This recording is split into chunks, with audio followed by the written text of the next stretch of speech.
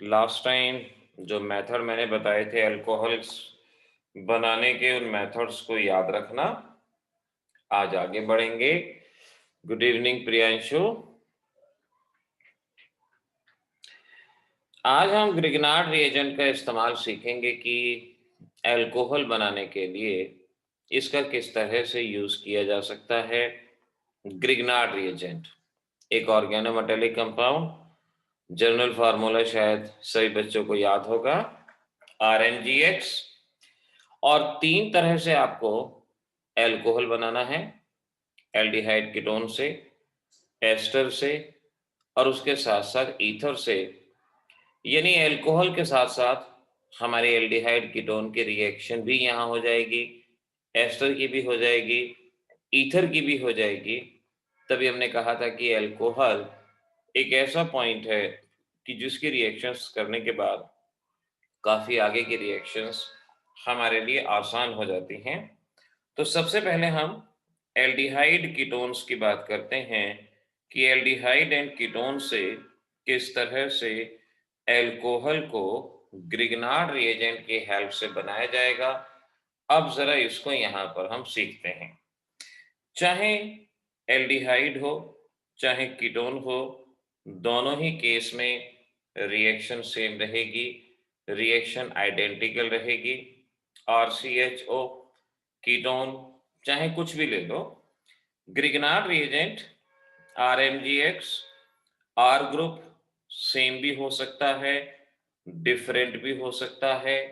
Dry ether की presence में dry ether solvent की तरह बिहेव करेगा, ड्राई ईथर, और फिर पाई बॉन्ड टूटेगा, एल्डिहाइड कीटोन का पाई बॉन्ड टूटेगा, MgX ऑक्सीजन पे जाएगा, R यहां जाएगा।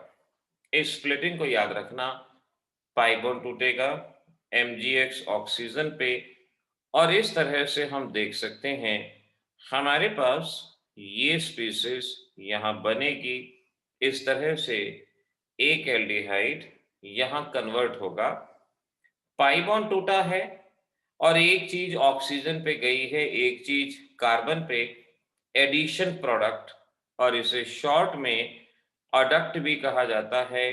अडक्ट बनता है, बिल्कुल ठीक श्रुति, अडक्ट बनता है एडिशन प्रोडक्ट, और इसके ऊपर वाटर का एक्शन, वाटर की रिएक्शन करवाई जाएगी। तो यहां से MgXOH बाहर जाएगा, MgXOH बाहर जाएगा, ये हाइड्रोजन ऑक्सीजन के पास, और इस तरह से ये हमारे पास एल्कोहल बनेगा। एल्कोहल तो यहाँ एल्डिहाइड से हमने देखा सेकेंडरी एल्कोहल हमारे पास फॉर्म हो रहा है।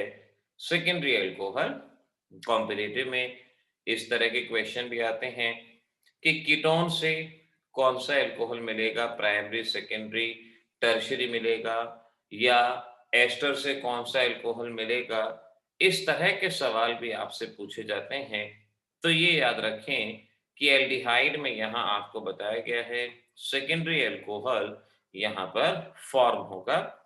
अब ऐसे ही अगर आपके पास सपोज ये कंपाउंड है, अब जरा इस रिएक्शन को सॉल्व करो और बनने वाले प्रोडक्ट के कॉमन नेम को बताओ कि उसका कॉमन नेम क्या होगा। यहाँ लेफ्ट हैंड साइड पे एसीटोन है और एसीटोन पे ग्रिग्नार्ड रिएजेंट, वाटर का अटैक, और फिर कंसंट्रेटेड H2SO4। जरा A, B और C तीन प्रोडक्ट प्रिडिक्ट करो यहां पर। मनन, MgX पे नेगेटिव चार्ज है, ये आपसे किसने कहा? मैग्नीशियम पॉजिटिवली, बेटा मैग्नीशियम मेटल है और मेटल पे नेगेटिव चार्ज नहीं होता, मेटल पे पॉजिटिव चार्ज होता है मनन। तो ऑक्सीजन पे नेगेटिव, मैग्नीशियम पॉजिटिव, और R अल्काइल कार्बो एनायन, कार्बेनायन, और उस पे नेगेटिव। मनन बेटा कार्बोकेटायन में R अल्काइल ग्रुप होता है, उस पे पॉजिटिव होता है, और एनायन होता है तो उस पे नेगेटिव होता है। तो यहाँ ये CH3 नेगेटिव होगा। चलो ठीक है। अब जरा ए, बी और सी तीन चीजें यहां बताने की कोशिश करेंगे। चलो, दक्ष के ए और बी प्रोडक्ट बिल्कुल ठीक हैं। ए भी करेक्ट, बी भी करेक्ट, दोनों सही हैं। एल्कोहल प्राइमरी बनेगा, सेकेंडरी बनेगा, टर्शरी बनेगा, डिसाइड करना है आपको।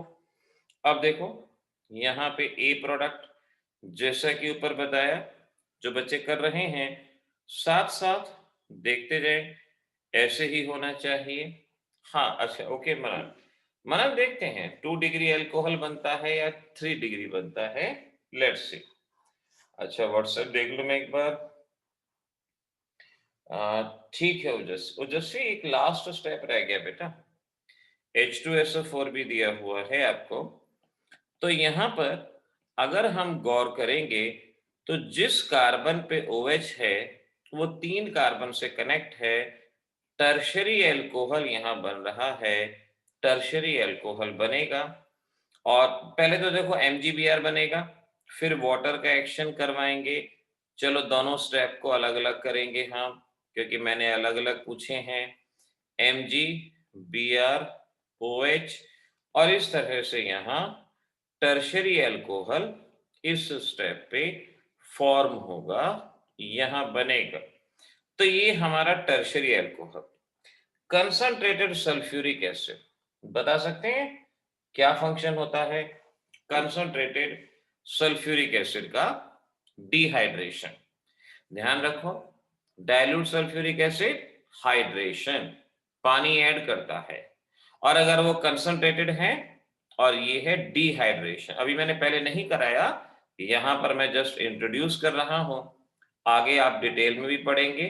यानी OH गया, साथ वाले से H गया, और इस तरह से ये हमारे पास कंपाउंड आइसोब्यूटीन, इस कंपाउंड को कहा जाता है आइसोब्यूटीन, यहां पर ये फॉर्म होगा।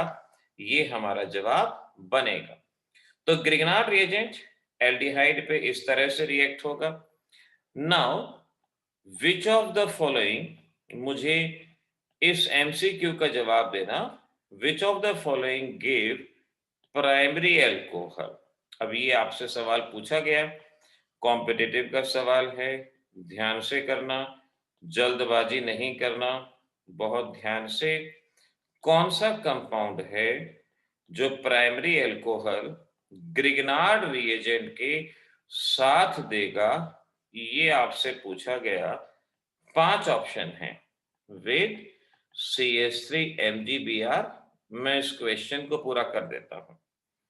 अब आपसे पूछा गया है which of the option is correct.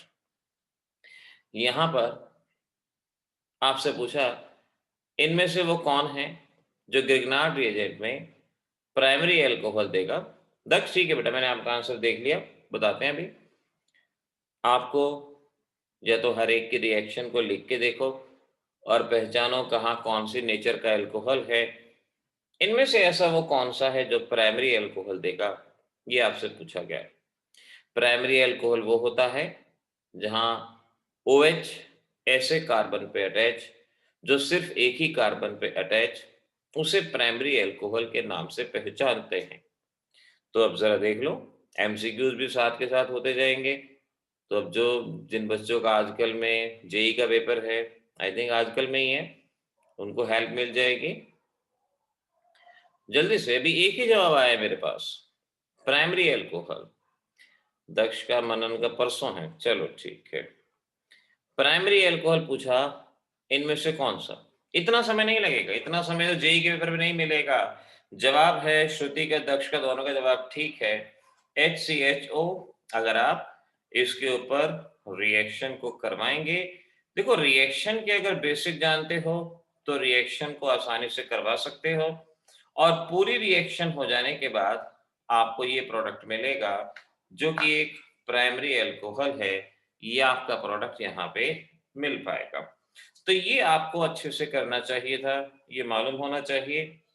अब आगे बढ़ो, फ्रॉम एस्टर। अभी हमने ग्रिग्नार्ड रिएजेंट एल्डिहाइड कीटोन पे देखा किस तरह से रिएक्ट करता है, किस तरह से।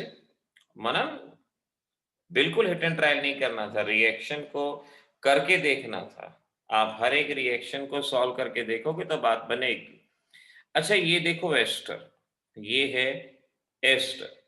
अब इस एस्टर पे ग्रिग्नार्ड रिएजेंट के एक्शन को किस तरह से समझना है, मैं जनरल बता रहा हूं, आप प्रोडक्ट को बताना देख के क्या बनेगा। यहां पहला स्टेप देखो क्या रहेगा।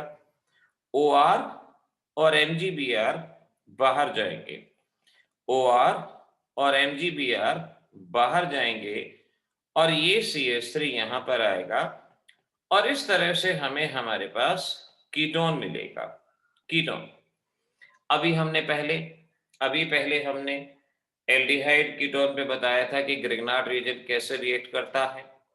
एस्टर पे पहले स्टेप में कीटोन मिला, अब इस कीटोन पे ग्रिग्नार्ड रिएजेंट दोबारा से रिएक्ट करेगा, क्योंकि जब आप रिएक्शन करवाओगे तो एक मॉलिक्यूल तो होगा नहीं, आपके पास लाखों करोड़ों मॉलिक्यूल होंगे।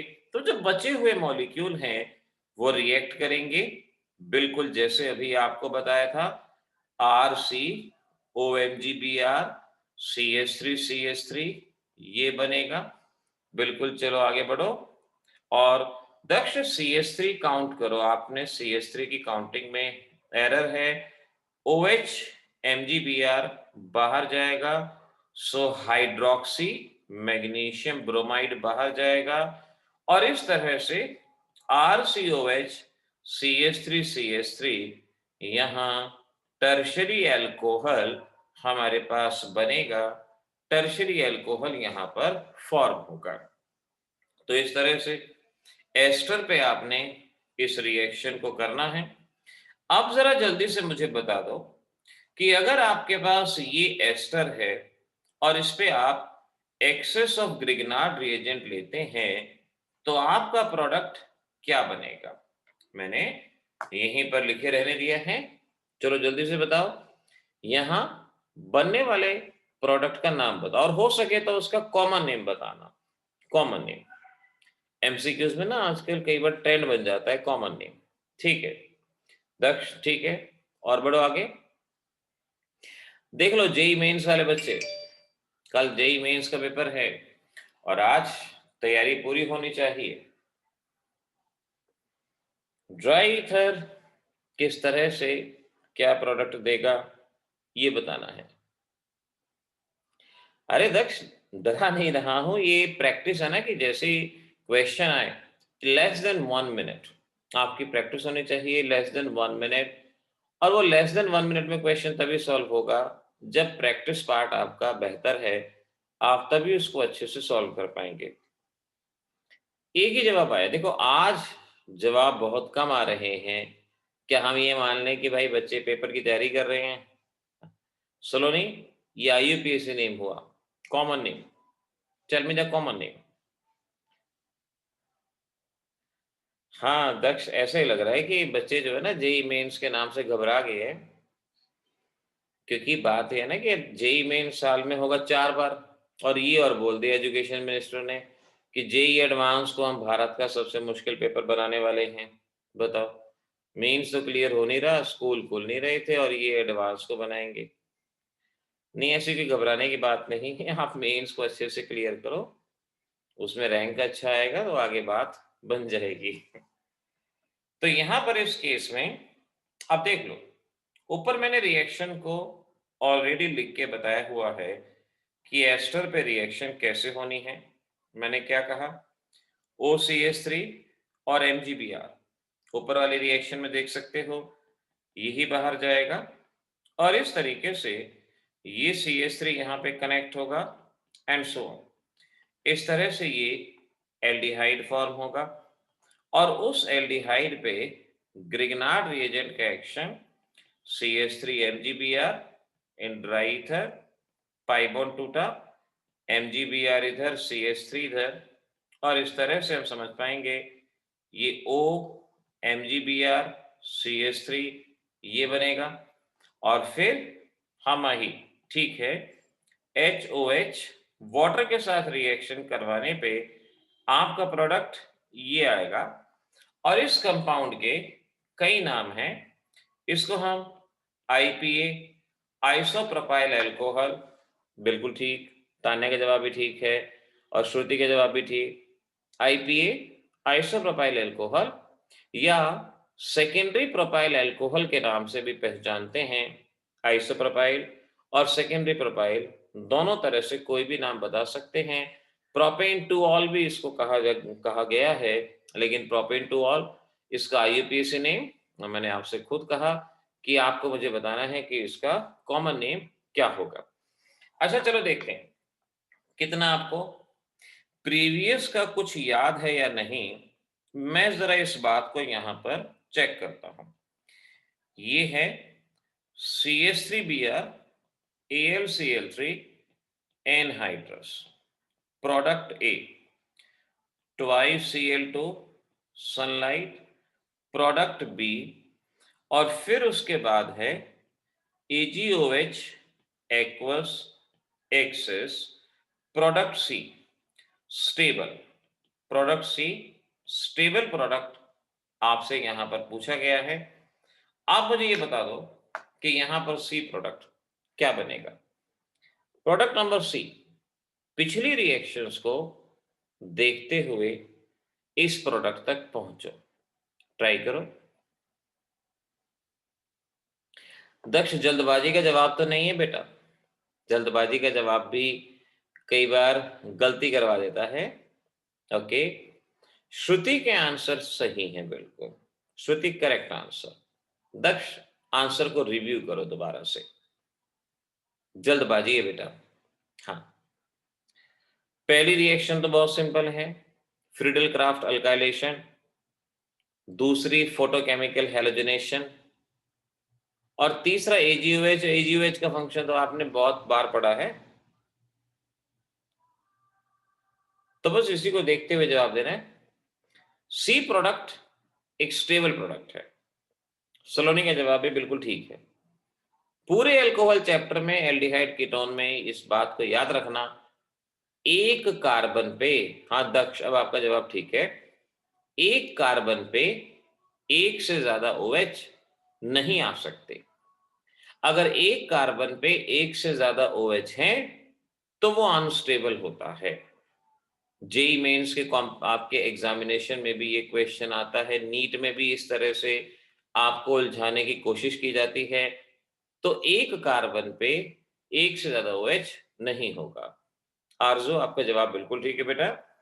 तो सबसे पहले ए प्रोडक्ट HBr बाहर, तो ए प्रोडक्ट टॉलीन ये यहां पर तैयार है, और फिर उसके बाद Cl2 सनलाइट, दो हाइड्रोजन हटेंगे और उसकी जगह पे दो Cl आएंगे, इस तरह से ये बनेगा। और फिर AgOH का काम है Cl हटा के OH लगाना, तो एक्चुअल में तो पहले ये बनेगा CH OH, लेकिन जैसे कहा माही बेंजोइक एसिड नहीं बनेगा बेटा, एक कार्बन पे दो OH नहीं आ सकते। अगर आगे तो इनमें झगड़ा हो जाएगा, लड़ाई हो जाएगी, HOH बाहर जाएगा, और HOH के बाहर जाने के बाद यहां बनेगा एल्डिहाइड बेंजल्डिहाइड, ये हमारा प्रोडक्ट होगा। तो इस रिएक्शन को देने का मकसद यही था। ओजस्वी ठीक जवाब है कि आपको इस बात को रिकॉल करवा दो कि एक कार्बन पे एक से ज्यादा OH नहीं आ सकते। अगर एक कार्बन पे एक से ज्यादा OH हैं तो उसमें से वाटर रिमूव होगा, इस बात को ध्यान रखना। तो अभी तक मैंने आपको एल्डिहाइड्स में किस तरह से ग्रिग्नार्ड रिएजेंट अटैक करेगा, सामने रिएक्शन है, किसी ने अगर स्क्रीनशॉट लेना हो तो बेशक से ले लेना, ये आपको करवाया था। उसके बाद MCQs बताए थे कि इस पे किस तरह से मल्टीपल चॉइस क्वेश्चन आपसे पूछा जा सकता है। अगर प्रैक्टिस सही रहेगी तो उसका जवाब सही से दिया जा सकता है। एस्टर पे ग्रिग्नार्ड रिएजेंट कैसे होता है उसकी रिएक्शन को बताया, पहले जनरल रिएक्शन और फिर आपको हमने मिथाइल फॉर्मेट के साथ इस रिएक्शन को करवाया। तो याद रखना, अब है फ्रॉम ईथर, ये कॉम्पिटिटिव के लिए इंपॉर्टेंट है। एमसीक्यूज के लिए कि ईथर पे ग्रिगनार्ड रिएजेंट का एक्शन क्या होता है। बिल्कुल वैसे ही होता है जैसे एल्डिहाइड कीटोन पे होता है, और यहां रिएक्शन साइक्लिक ईथर में। अगर 3 मेंबर का साइक्लिक ईथर है तो इसको ऑक्सीरेन के नाम से भी जानते हैं, इसे इपॉक्सी इथेन के नाम से भी पहचाना जाता है। तो इस तरह से आप इसका नाम ध्यान रखना कि इन्हें किन किन नाम से जानते हैं। Grignard reagent, RMgX, dry ether. पहले जनरल रिएक्शन की बात करेंगे। यहां से लेट पाई बॉन्ड, जैसे एल्डिहाइड कीटोन में पाई बॉन्ड टूटता था ना, अब यह पाई बॉन्ड तो नहीं है, तो कार्बन ऑक्सीजन का एक बॉन्ड, चाहे इधर से चाहे उधर से, चॉइस है आपकी। ऑक्सीजन के पास जाएगा MgX, R जाएगा कार्बन के पास, तो ये CH2 R CH2 OMgX, बिल्कुल एल्डिहाइड कीटोन से मिलता जुलता। पलक, श्रुति जवाब ठीक है। दक्ष ने CH3 लेके किया है तो वो भी ठीक मान लिया जाएगा। और ये वाटर MgXOH बाहर जाएगा, MgXOH बाहर जाएगा, और ये RCH2CH2OH, ये एल्कोहल हमारे पास मिल रहा है। ये एल्कोहल यहां पर फॉर्म हो रहा है, नो डाउट।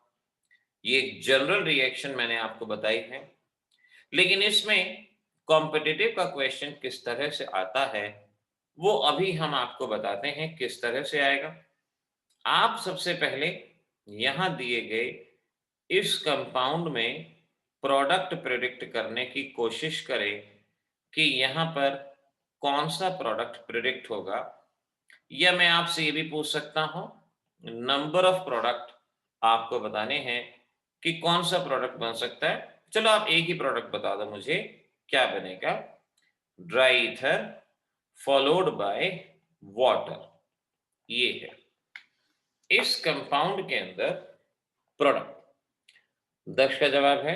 अच्छा, आर की जगह मैं CH3 लगा देता हूं। चलो, आर की जगह मैंने CH3 लगा दिया।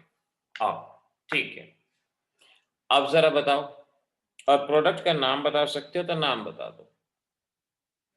ऑप्शन आपके पास हो सकते हैं, ऑप्शन में आ सकता है आपके पास कि आपको मिला आइसो ब्यूटाइल एल्कोहल, आपको मिला सेकेंडरी ब्यूटाइल। आप मुझे ना ऑप्शन के हिसाब से जवाब देना। अगर ये कॉम्पिटिटिव में आता तो इसका जवाब क्या होता ये हमें जानना है। नियो पेंटाइल एल्कोहल, और चौथा ऑप्शन नन ऑफ दीस। ये अगर ये होता, चलो मैं देखूंगा आंसर। पलक ने कहा ए, ओके, और दक्ष ने कहा बी। चलो बताते हैं। ओजस्वी ए बोल रहा है, ठीक है। तान्या ए, श्रुति वान, सलोनी ए। ठीक है श्रुति, आई गॉट इट बेटा। ठीक है, सलोनी ए, यानी मेजॉरिटी का answer A. Aarzoo, main product बताना है बेटा, मेन प्रोडक्ट। देखो, ऑप्शन में ए और बी बोथ तो है ही नहीं ना, एक ही पूछा है, तो एक प्रोडक्ट बताना है आपको। तब अगर ये होता ना कि ऑप्शन में पूछते तो आपका जवाब ठीक होता। हाँ, प्रियांशु का भी ए। आरजू बनेंगे दोनों, मैंने कहा ना मेन प्रोडक्ट, वो चीज देखनी है। ओके, चलो मनन, ये मैंने ऊपर स्क्रॉल कर दिया, बेशक से नोट कर लेना। और ये मैंने जो क्वेश्चन के फॉर्म में दिया हुआ है आपको कि इस रिएक्शन में बनने वाला प्रोडक्ट क्या होगा, ये हमें बताना है। ठीक है मनन? ओके बेटा, चलो अब मेरा जवाब सुनो। नाउ लुक, ये रिएक्शन इंपॉर्टेंट है ही इसलिए क्योंकि आप जिस तरह से रिएक्शन करवाने की सोचते हैं, कई बार रिएक्शन वैसे नहीं होती। अब यहां मेन मुद्दा क्या है? मेन मुद्दा समझना बच्चों, मेन मुद्दा ये है कि कार्बन ऑक्सीजन का ये बॉन्ड टूटेगा या कार्बन ऑक्सीजन का ये बॉन्ड टूटेगा। कार्बन ऑक्सीजन का बॉन्ड कहां से टूटेगा? लेफ्ट से या राइट से। तो इस बात को ध्यान रखना, इसको लिख लेना अलग से, इसको याद रखना कि जहां कार्बन पे कम भीड़ भाड़ होगी, जहां कार्बन पे हल्के ग्रुप होंगे, वहां से बॉन्ड टूटेगा। जहां कार्बन पे हल्के ग्रुप होंगे, इस बात को ध्यान रखना, कार्बन पे जहां हल्के ग्रुप होंगे ये वहां से टूटेगा, हल्के ग्रुप।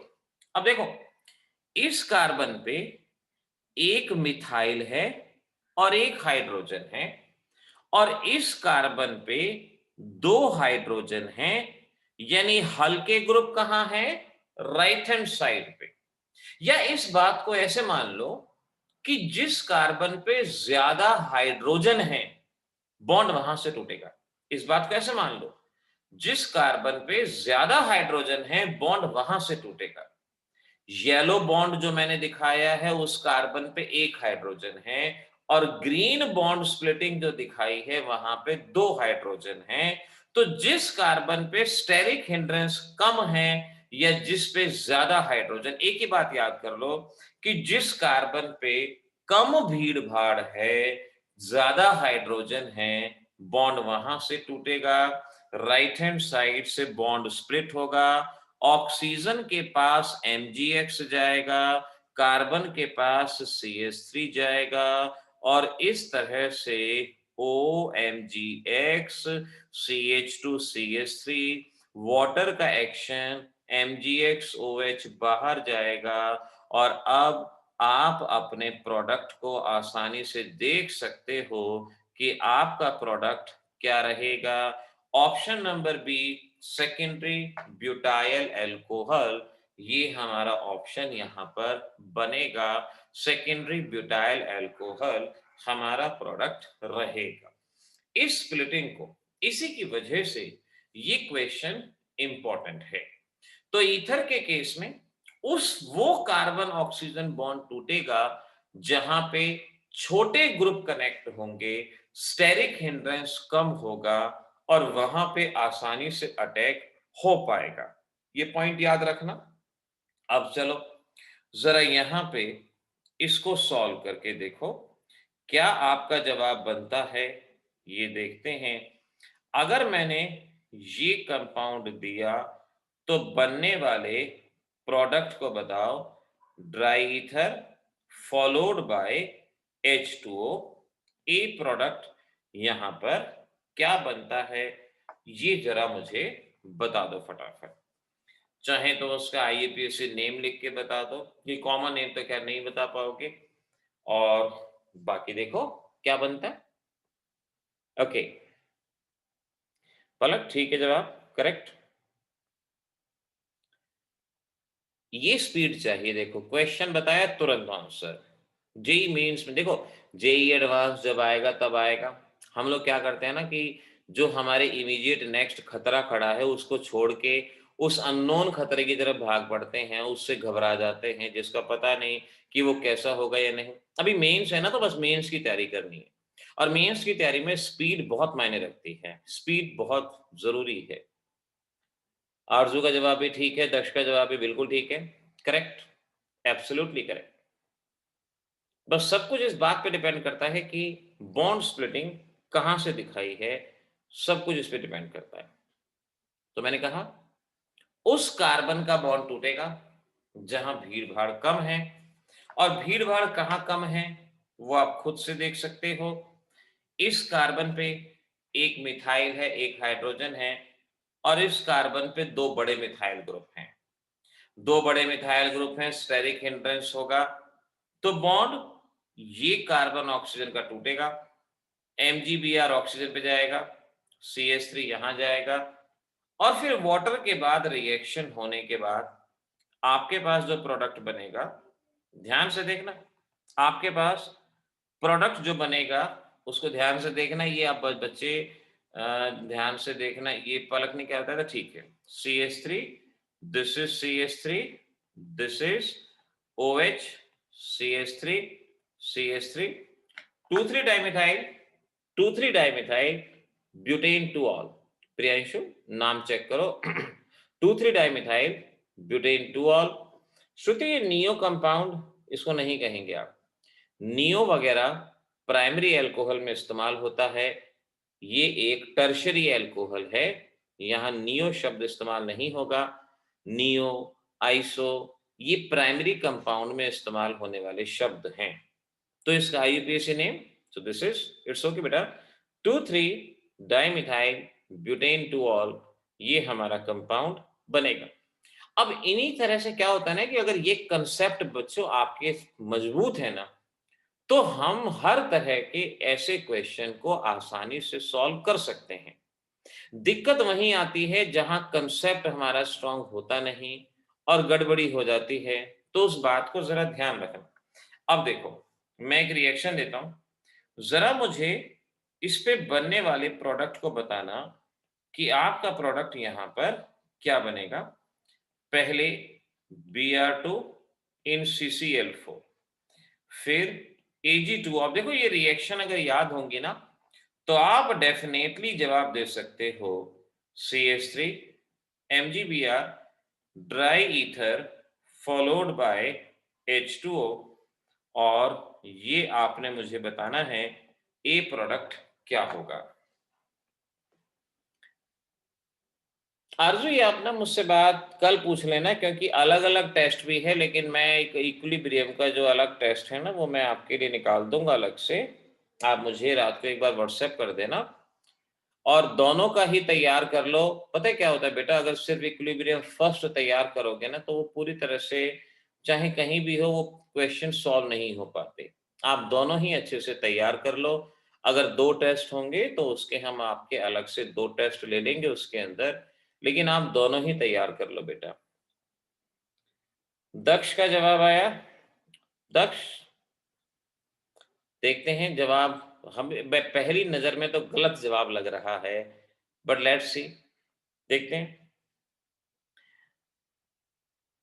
पता है कई बार बात यही बात होती है कि सोच सोच में सॉल्व करते हैं, उसको एक बार लिखो, लिख के करो। श्रुति ये नहीं है बेटा, this is not the product, इसके आसे पासे भी नहीं है बेटा। ये ध्यान से Br2CCl4 में देखो क्या रिएक्शन होती है, उसके बाद अपने प्रोडक्ट को बनाओ। Br2CCl4 जरूरी है, उसके बाद बनाना है प्रोडक्ट। Br2CCl4, देखो पहले मैं अगर Br2, सलोनी ने काटा कलेश, रिएक्शन नहीं होगी। सलोनी क्या कर रही है लड़की, देखो ये यहां Br2CCl4 पाई बॉन्ड टूटेगा, ब्रोमीन ब्रोमीन। अब दक्ष ने और आरजू के जवाब, दोनों के जवाब सेम है। देखते हैं कि इनमें से कौन सा जवाब बेटर है। तान्या और ओजस्वी ने जवाब भेज रखे हैं। ओके, नहीं, ओजस्वी का पहला आंसर था। अच्छा, तान्या ने अब भेजा है। तान्या पहले मुझे इसके ना शायद फोन की आवाज कम हुई पड़ी है। हाँ तान्या, बिल्कुल ठीक जवाब बेटा आपका, बिल्कुल ठीक है। देखो पहले ये बनेगा Ag2O, अल्काइल हैलाइड में आपने इसकी रिएक्शन को पढ़ा था। AgBr, AgBr बाहर जाएंगे और ऑक्सीजन से दोनों कार्बन कनेक्ट होंगे, तो ये इस तरह से बनेगा, ईथर बनेगा। हाँ प्रियांशु, आपका जवाब ठीक है। प्रियांशु का और तान्या, इन दोनों का जवाब ठीक है। बाकी आरजू और दक्ष जवाब में एरर है, उसको ठीक करो। ये बनेगा, इसके ऊपर ग्रिग्नार्ड रिएजेंट। अब ग्रिग्नार्ड रिएजेंट में क्या होना है, कौन सा बॉन्ड टूटना है, जहां पे कम भीड़ भाड़ है, MgBr ऑक्सीजन पे, ये इधर, तो पहले बनेगा CH3CHOH। हाँ आरजू, अब ध्यान से देख रहे आरजू बेटा। हाँ, और ये CH2CH3, मतलब पहले तो ये बनेगा आपका O MgBr, और जब वाटर का एक्शन करवा देंगे MgBrOH बाहर जाएगा, और इस तरह से CH3CH। ये श्रुति जवाब ठीक है आपका, ये हमारा प्रोडक्ट बनेगा। So you can see this is secondary butyl alcohol और ब्यूटेन टूऑल, ये बनेगा। ओजस्वी का जवाब भी बिल्कुल ठीक है, ये हमारा प्रोडक्ट यहां पर फॉर्म होगा। जल्दबाजी नहीं, देखो मिस्टेक होती है जल्दबाजी से, जल्दबाजी नहीं करनी। रिएक्शन मैंने पहले कहा है, ये रिएक्शन किसी की सगी नहीं होती बच्चों, इसीलिए इन रिएक्शन को बार बार लिख के याद करना पड़ता है। ये सोचो ना कि भाई मैं एक प्रोसेस जान गया फिर मैं अपने आप, बेटा नहीं, ये रिएक्शन कभी किसी की सगी नहीं हुई है। नेम रिएक्शन भी अपने बताने वाले की भी सही नहीं हुई है, इसीलिए बहुत जरूरी है कि आप इनको अच्छे से करो। आप ध्यान रखो, जिस कार्बन पे कम ग्रुप अटैच हैं, CH2 लेस हाइड्रोजन, आरजू ध्यान रखो, बॉन्ड वहां टूटेगा जहां लेस स्टेरिक हिंड्रेंस है। अभी बताया है, कितनी देर से बता रहा हूं, इस कार्बन पे दो ग्रुप हैं, एक बड़ा CH3 और एक ये हाइड्रोजन, दो ग्रुप, और इस अगले कार्बन पे सिर्फ दो छोटे छोटे हाइड्रोजन हैं। तो बॉन्ड यहां से टूटेगा, यहां पर CH3 आएगा, क्योंकि यहां पे कम ग्रुप कनेक्ट हैं। ये इस पॉइंट को इस तरह से याद रखने की जरूरत। तो ग्रिग्नार्ड रिएजेंट का क्या क्या एक्शन होना था वो हमने यहां पर सीख लिया है। इंडस्ट्रियल मेथड में क्या मुझे इन रिएक्शन को बता सकते हैं? देखो ये रिएक्शन ना यहाँ लर्न करने की है। ये है आपके पास सुक्रोज, सुक्रोज, और सुक्रोज पे कहा इन्वर्टेज, इन्वर्टेज, और H2O दिखाओ या ना दिखाओ, इन्वर्टेज।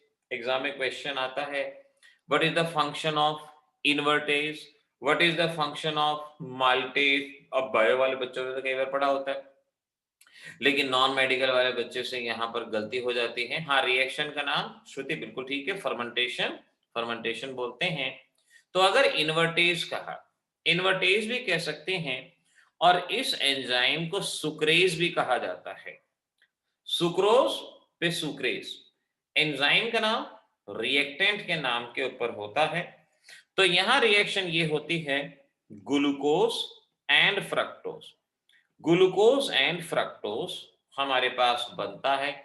तो एक नंबर में क्वेश्चन आएगा, what is the function of invertase और सुक्रेज, तो आप कहेंगे hydrolyse sucrose to glucose and fructose. और ग्लूकोज फ्रक्टोज का फॉर्मूला सेम होता है, C6H12O6, C6H12O6, और इनके ऊपर अगर जाइमेज का एक्शन करवाते हैं, जाइमेज का एक्शन करवाते हैं, तो ये इसको कन्वर्ट करता है इथाइल एल्कोहल के अंदर, इथाइल एल्कोहल यहां पर बनता है। तो अगर आपसे पूछें कि what is the function of zymase, तो आप कहेंगे ग्लूकोज फ्रक्टोज को इथाइल एल्कोहल में कन्वर्ट करना, ये आपसे पूछेंगे। क्वेश्चन आ जाएगा, how will you convert sucrose to glucose and fructose, glucose fructose में कैसे बदलोगे, तो ये रिएक्शन आएगी। क्वेश्चन ऐसे आ जाएगा, convert sucrose two ethyl alcohol. देखो यही रिएक्शन ना, ये तो आ जाएगी, write the reaction of fermentation, write the conversion of sucrose into ethyl alcohol, write the conversion of sucrose into glucose and fructose।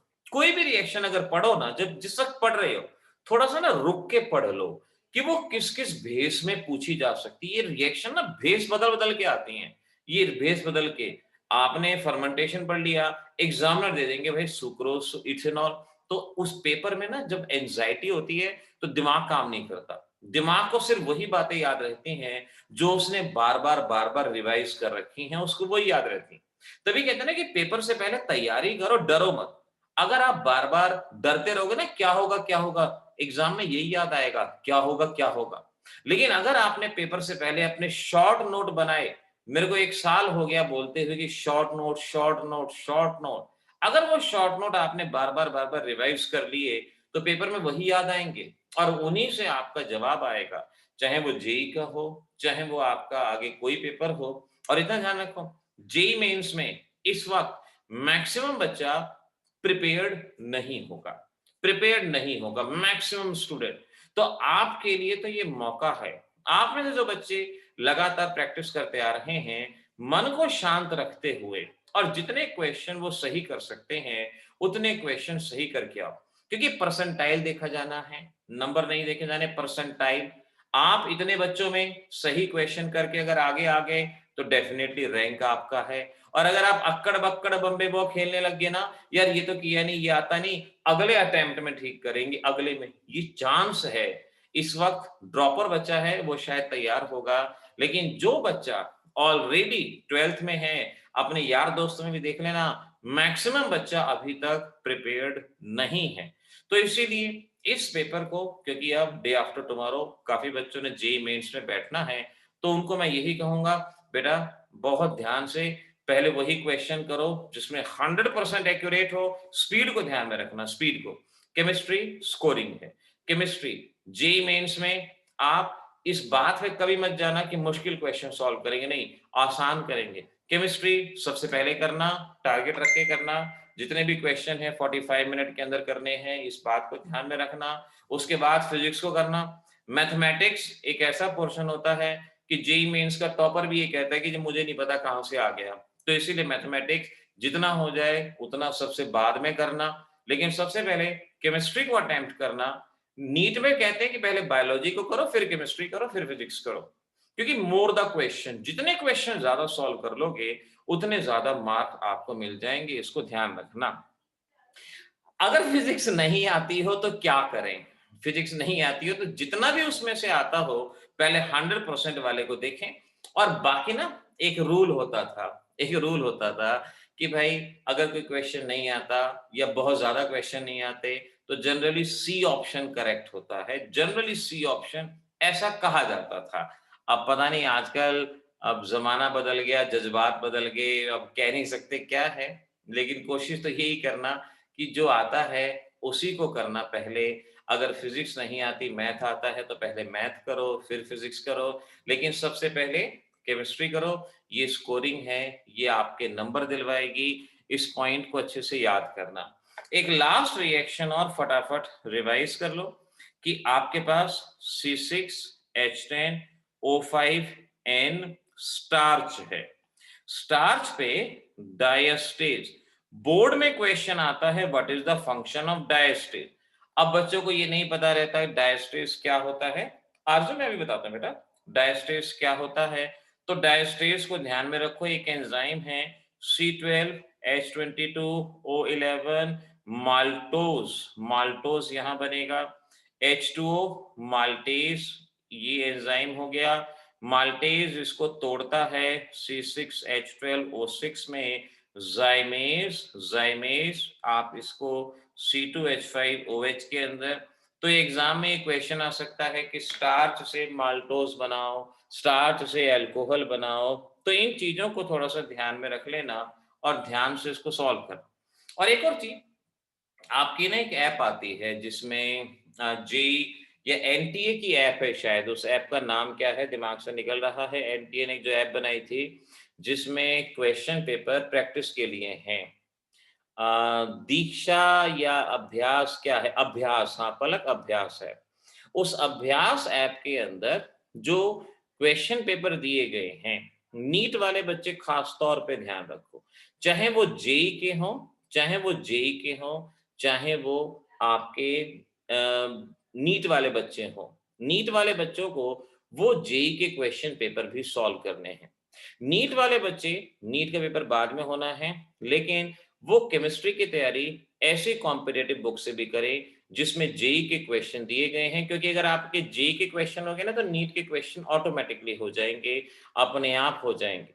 NEET वालों के पास टाइम है तो अभ्यास ऐप के अंदर जो सैंपल पेपर्स वगैरह आपको दिए जा रहे हैं, मैक्सिमम क्वेश्चंस आप उसको सॉल्व करें, आपके लिए अच्छा रहेगा। मनन, जो दीक्षा ऐप है ये बोर्ड लेवल के लिए है या कॉम्पिटिटिव के लिए है बेटा?